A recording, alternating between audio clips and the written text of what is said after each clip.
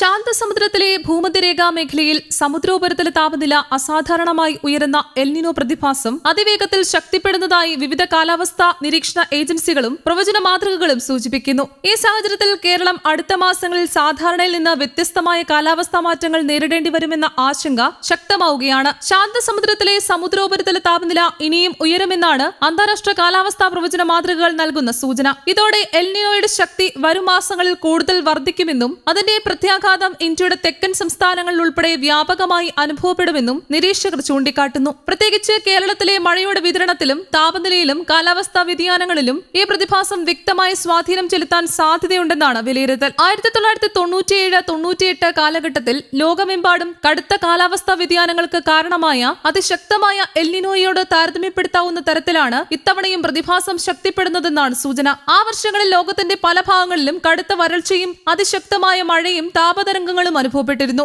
സമാനമായ സാഹചര്യങ്ങൾ ഇത്തവണയും ആവർത്തിക്കുമോ എന്ന ആശങ്ക കാലാവസ്ഥാ വിദഗ്ധർക്കിടയിലുണ്ട്. നിലവിലെ പ്രവചനങ്ങൾ പ്രകാരം ഒക്ടോബർ, നവംബർ, ഡിസംബർ മാസങ്ങളിലാകും എൽനിനോ പരമാവധി ശക്തിയിലെത്തുക. ഈ കാലയളവിൽ കേരളത്തിൽ ലഭിക്കേണ്ട തുലാവർഷ മഴയുടെ അളവ് ഗണ്യമായി കുറയാൻ സാധ്യതയുണ്ടെന്നാണ് മുന്നറിയിപ്പ്. ഇതിനൊപ്പം 2027 വേനൽക്കാലത്തും ഈ പ്രതിഭാസത്തിന്റെ സ്വാധീനം തുടരുമെന്നും സംസ്ഥാനത്ത് സാധാരണയേക്കാൾ ഉയർന്ന താപനിലയും ദീർഘകാലം നീളുന്ന ചൂടും അനുഭവപ്പെടാൻ സാധ്യതയുണ്ടെന്നും വിലയിരുത്തുന്നു. കേരളത്തിലെ മഴയെ നിർണ്ണയിക്കുന്ന പ്രധാന ഘടകങ്ങളിലൊന്നായി തെക്കുപടിഞ്ഞാറൻ മൺസൂൺ കാറ്റിന്റെ ശക്തി ഇതിനോടകം തന്നെ കുറഞ്ഞു തുടങ്ങിയിട്ടുണ്ട്. എൽനിനോയുടെ സ്വാധീനത്തിൽ വാണിജ്യവാദങ്ങളുടെ ശക്തി ദുർബലമാകുന്നതാണ് ഇതിന്റെ പ്രധാന കാരണം. സാധാരണയായി കർക്കിടക മാസത്തിൽ സംസ്ഥാനത്ത് വ്യാപകവും ശക്തവുമായ മഴ ലഭിക്കേണ്ടതാണെങ്കിലും ഇത്തവണ പ്രതീക്ഷിച്ചതിലും കുറവായ മഴയാണ് ലഭിച്ചുകൊണ്ടിരിക്കുന്നത്. മഴയുടെ അളവിലെ ഈ കുറവ് കാർഷിക മേഖലയെയും ജലസംഭരണികളെയും കുടിവെള്ള ലഭ്യതയെയും പ്രതികൂലമായി ബാധിക്കാൻ സാധ്യതയുണ്ടെന്ന ആശങ്കയും ഉയരുന്നുണ്ട്. സംസ്ഥാനത്ത് അടുത്ത ദിവസങ്ങളിൽ ശക്തമായ മഴ ലഭിക്കണമെങ്കിൽ അറബിക്കടലിലോ ബംഗാൾ ഉൾക്കടലിലോ ശക്തമായ ന്യൂനമർദ്ദങ്ങളോ ചുഴലിക്കാറ്റിന് അനുകൂലമായ കാലാവസ്ഥാ സംവിധാനങ്ങളോ രൂപപ്പെടേണ്ട സാഹചര്യമാണുള്ളത്. അത്തരം സംവിധാനങ്ങൾ കേരളത്തിന് സമീപത്തേക്ക് നീങ്ങുന്ന സാഹചര്യത്തിലെ ഏതാനും ദിവസം തുടർച്ചയായി ശക്തമായ മഴ ലഭിക്കാനുള്ള സാധ്യതയുണ്ടെന്നാണ് വ്യക്തമാകുന്നത്. അടുത്തിടെ ബംഗാൾ ഉൾക്കടലിൽ രൂപപ്പെട്ട ന്യൂനമർദ്ദം കേരളത്തിലേക്ക് നീങ്ങാതെ വടക്കൻ ഒഡീഷയിലേക്കും പശ്ചിമ ബംഗാളിലേക്കും നീങ്ങിയതും സംസ്ഥാനത്ത് ലഭിക്കേണ്ട മഴ നഷ്ടപ്പെടാൻ കാരണമായി.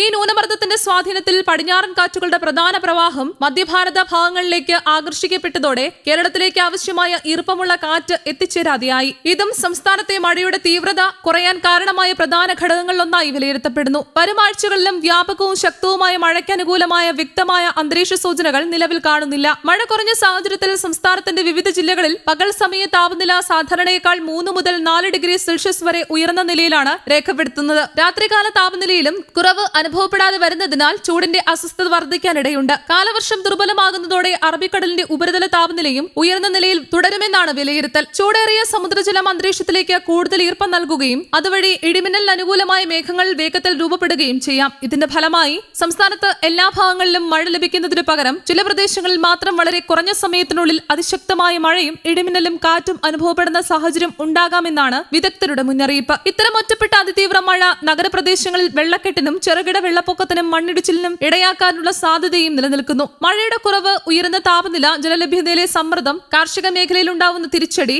വൈദ്യുതി ഉപഭോഗത്തിലെ വർധന, ആരോഗ്യ പ്രശ്നങ്ങൾ എന്നിവയെല്ലാം അടുത്ത മാസങ്ങളിൽ സംസ്ഥാനം നേരിടേണ്ടി വരാവുന്ന പ്രധാന വെല്ലുവിളികളായി മാറുമെന്നാണ് കാലാവസ്ഥാ വിദഗ്ധരുടെ വിലയിരുത്തൽ. അതിനാൽ കാലാവസ്ഥാ മുന്നറിയിപ്പുകൾ കൃത്യമായി നിരീക്ഷിക്കുകയും ജലസംരക്ഷണം ശക്തിപ്പെടുത്തുകയും കൃഷി ഉൾപ്പെടെയുള്ള മേഖലകളിൽ സാഹചര്യത്തിനനുസരിച്ചുള്ള മുൻകരുതലുകൾ സ്വീകരിക്കുകയും ചെയ്യേണ്ടത് അത്യന്താപേക്ഷിതമാണെന്നും വിദഗ്ധർ നിർദ്ദേശിക്കുന്നു.